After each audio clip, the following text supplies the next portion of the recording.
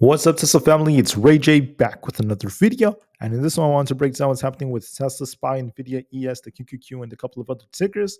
I'm going to break down why tomorrow is going to be a very important day, as we not only have big earnings coming out, but also FOMC, and all of this could affect Tesla moving forward. Let me just mention that I am not a financial planner. Make sure you take nothing I say as financial advice. And don't forget about the Moomoo link. If you deposit $100, you're guaranteed 5 free stocks. If you deposit $1,000, you're guaranteed 15 of them.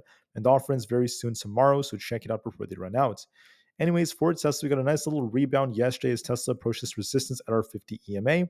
But I called out 234 as a very, very key level. I said that if Tesla broke this and continued to hold above that, we would turn very bullish. If we got a rejection off this, we'd be looking for a rug pull. What happened was Tesla really struggled to get this break because we got some very, very bad news. So what was the bad news that came out? Just as a reminder, I went over all the details of this in my morning video. If you guys want to see that, just check it out. Otherwise, I'm just going to be very brief with this part. The news was screaming all over mainstream news, right? Yahoo Finance, NBC, CBS, the list goes on. And Tesla is recalling 1.8 million vehicles over a hood issue. And the truth is, it's not necessarily the end of the world because Tesla has released an over-the-air software updates to fix this.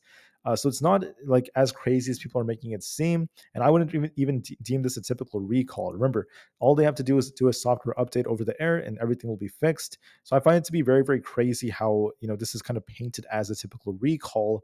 Especially because of the fact that for automakers, it's very, very different. So for a company like Ford, for a company like Mercedes, a recall has a very, very different definition. And I find this to be very, very ridiculous. So that's part of why Tesla ended up dipping.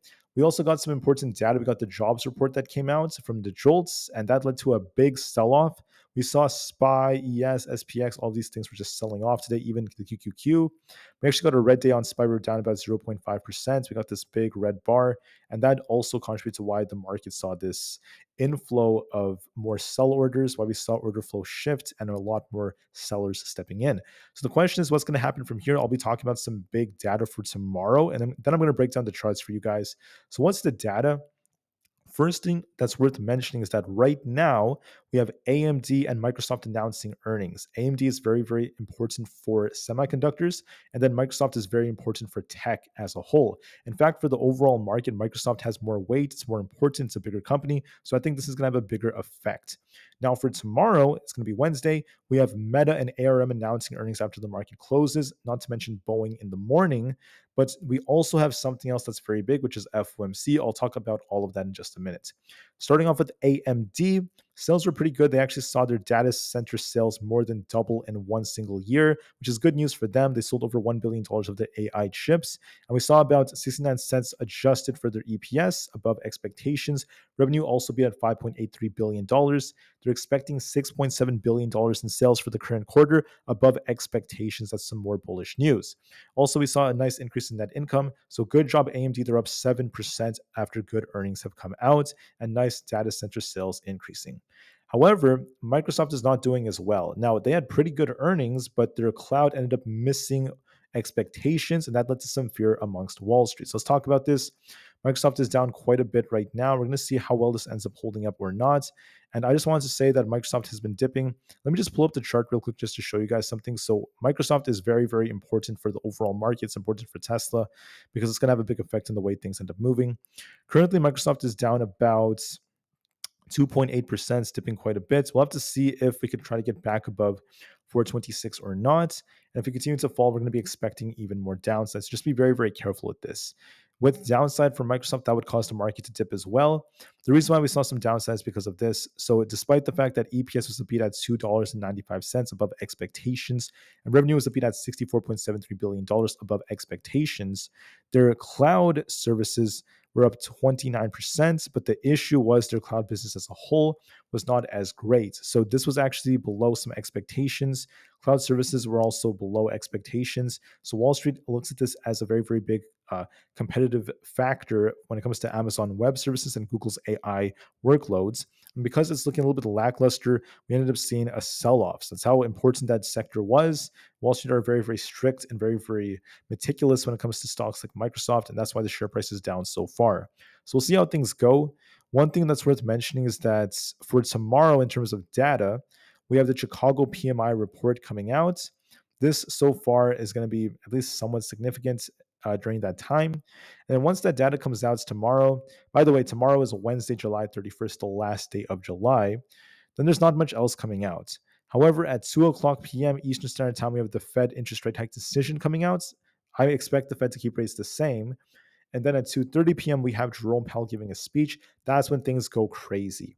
So the rate hike decision is actually not that crazy because for tomorrow, the market's expecting more than a 95% chance that the Fed is going to keep rates the same. So we're expecting them to do that. So the market's going to be fine when this decision comes out. It may even cause the market to hold up well.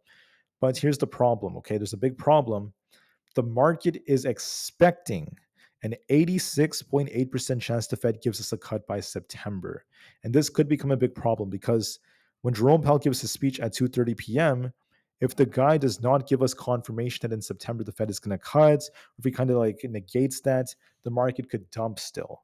If Jerome Powell does the opposite, if the guy is more hawkish and he says that, yeah, we might have to ease on policy and cut rates soon, if he says that, the market's going to bounce.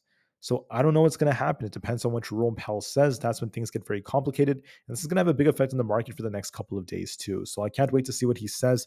This is going to be huge. So get ready, guys, and do what you have to do. One thing worth mentioning is that fear is making up the majority of sentiment right now, as we're seeing sellers stepping in.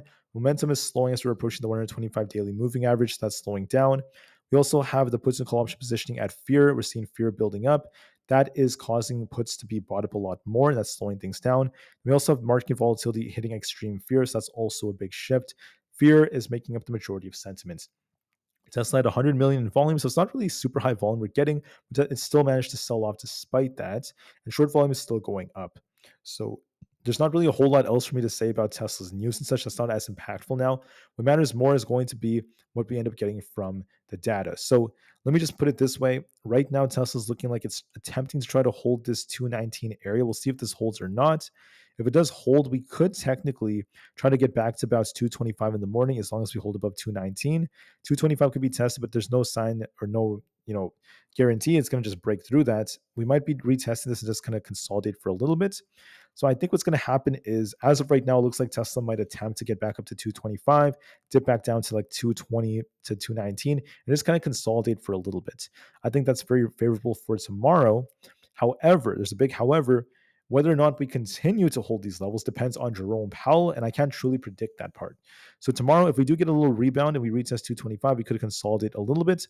And then if Jerome Powell causes a bounce, Tesla could start pushing back up to the 230s. If Jerome Powell causes a rug pull, then Tesla's going to do this.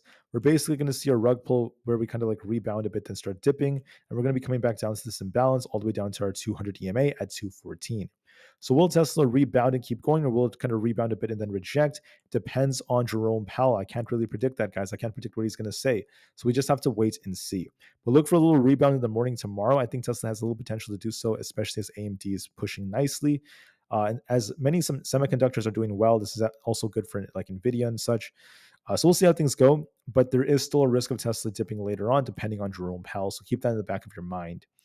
For SPY, we're still showing some weakness. We're just barely holding this 540 area. If we lose that tomorrow, look for 538, then 536. If we hold that, look for 542 as resistance and potentially 544. My guts tells me that we might kind of pop a little bit, then start dipping back down to 540 all over again. We may even dip a little bit lower because the trend on SPY is still kind of weak. We might see a lot of consolidation tomorrow. I think in the morning, there's going to be a lot of consolidation, and we'll see how things go. So look for a little rebound in the morning. 542 could be retested, then we could reject it and start dipping lower. If we struggle to hold 540, I think that we could be going all the way down to 536 specifically. So make sure you watch those levels. So a little pop might be coming in the morning, then some consolidation and maybe a little dip later on. And then what really will determine if we get a big rug pull or if we get a big bounce, it's going to be Jerome Powell. If Powell gives us the rug pull, we could be dipping all the way down to 536, if not 532. If Powell gives us a big pump, we could be bouncing back up to 550. It all depends on him. That's going to be a big factor, so we'll see how things go. But for now, look for a little rebound in the morning and possibly a rejection. 542, then eventually move back down to 540, and then we'll see how things go. The trend on SPY is more bearish. We're making lower highs and lower lows, and there is a risk of downside, so we'll just have to see how things go from here. For SPX or ES, I'm going to start off with ES. We're looking a little bit more bearish. We actually have been rejecting off this white trend line. We rejected once, twice, 3 times, and we're still on a bit of a downtrend. We have this resistance to watch for around this 5480 area. We have support around this 54.40 area. This is rejecting so far, so could we rebound a bit and then end up rejecting? Remember, this 20 EMA is going to be a resistance, so it could rebound a bit, then reject back down lower because, like I said before, the trend is more bearish. So that's what's going to likely happen tomorrow. We kind of rebound and start dipping back down towards the 54.20s. But whether or not we get a bigger drop and we lose the 5400s depends on Jerome Powell. We'll see if he causes us to bounce or not, but so far we'll have to be very patient. For SPX, we're kind of rejecting off this trend line. We have 1, 2, 3 rejections thus far. And just let me make it very clear that there is a risk of downside. It's possible we try to rebound a bit towards 54.50 or 54.45, excuse me. Then we reject and start dipping back down towards the 5400 area. If you lose 5400, we'll be dipping back down. So we'll see if we get a little rebound and a drop. So watch for that very carefully. Some stocks like Nvda, I think, are going to perform nicely. We have 108 coming on Nvda, then eventually the 110s. Nvidia should bounce tomorrow. I think there's going to be a bounce coming, and we could be making our way back up towards 112. So look for a potential bounce on Nvidia, in my personal opinion, because the semiconductors are doing well. This may even be a little bit more positive for Tesla just temporarily. Bitcoin is trying to rebound. We're going to be looking for 66,400. If that breaks, 66,800 is coming next. If it fails, it's going to reject. The trend is a little bit more bearish, but there might be a temporary rebound for 66,400, if not 66,800 on Bitcoin. So don't forget about those levels. Tesla might also try to rebound with Nvidia just a little bit to try to get closer to 225, and we'll see if Tesla rejects or not. For NQ, not looking that good. It dips quite a bit. It's trying to rebound a little bit, but we're still on a big downtrend, so it's not looking that great. We'll see if we get a little rebound right here towards 19,000, if we get a rejection or not. We're going to have to be very, very patient with this. So we'll just have to wait and see how things go. If we lose 18,800, we'll be dipping back down lower, but we'll see if we get a little rebound. I think tomorrow in the morning, we might rebound just a bit towards 19,000. We'll see if we reject or not.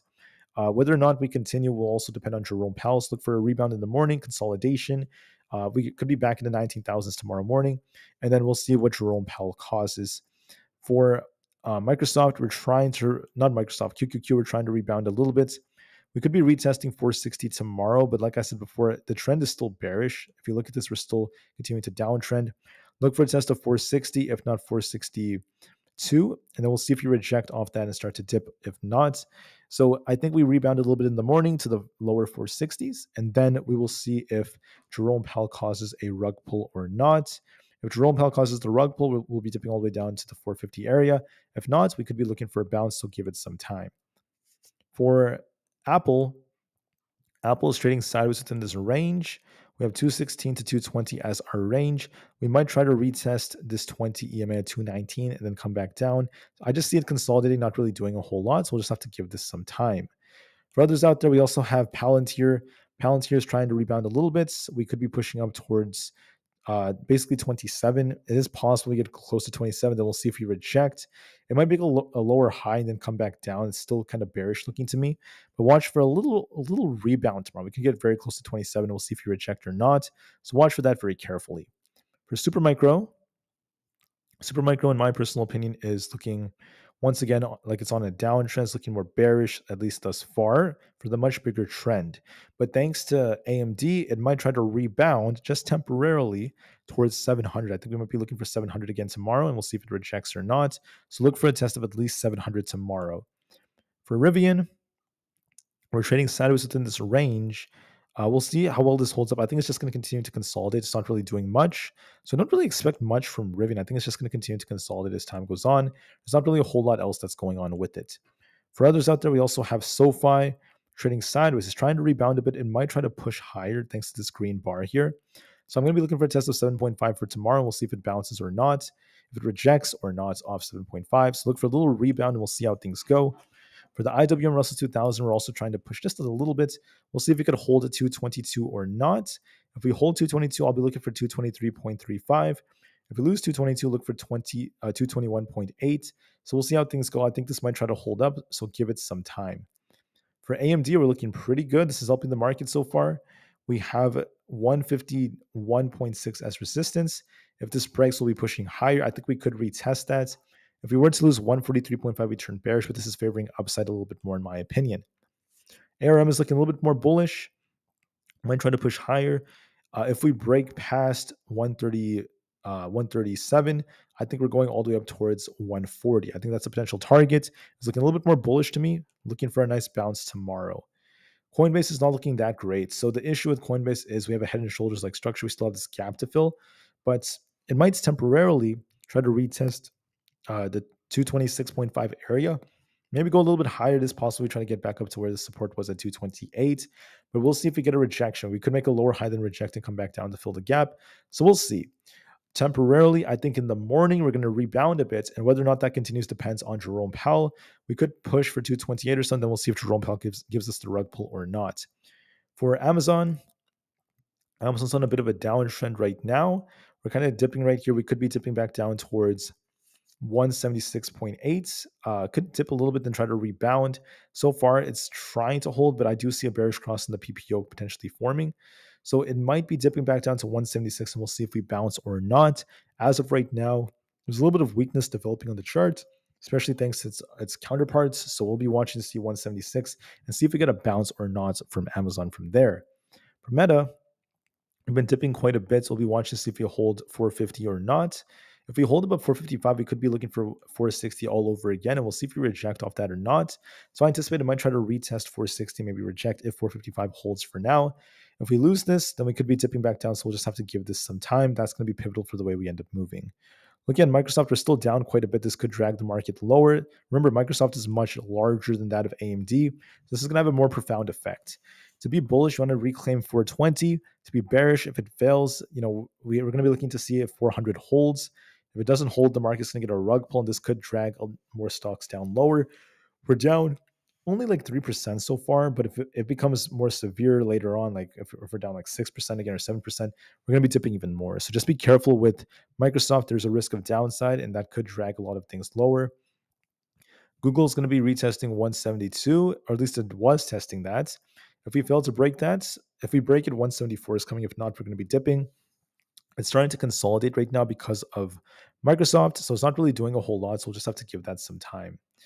For GameStop, looks a little bit more bearish. We'll see if 22.5 gets reclaimed or not. I might try to reclaim it. Still more bearish on the trend. AMC is just consolidating in the low fives. I think it's just going to continue to do so. There's not really much going on with it.